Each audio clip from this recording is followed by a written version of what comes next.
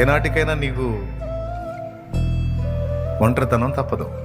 ఈరోజు నీ చుట్టూ డజన మంది ఉండొచ్చు, ఒకరోజు వచ్చింది నువ్వు ఒక్కతవే ఉంటావు, నువ్వు ఒక్కడివే ఉంటావు.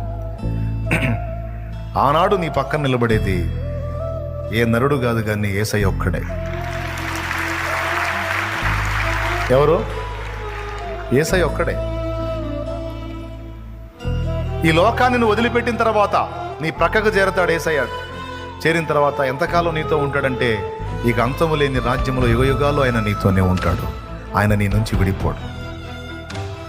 అది ఎప్పుడో చచ్చిపోయాక చూద్దాంలే అని మీరు అంటారేమో. భూమి మీద బతికుండగానే ఆయన కంటికి మరుగై మన కళ్ళకి ఆయన మరుగై ఉండగానే మనం ఆయనతో సహవాసం చేయటం, ఆయనతో మాట్లాడటం, ఆయనతో సంభాషించటం, ఆయన మీద డిపెండ్ అయి నడవటం అనేది అభ్యాసం చేయడాన్నే ప్రార్థన అన్నారు.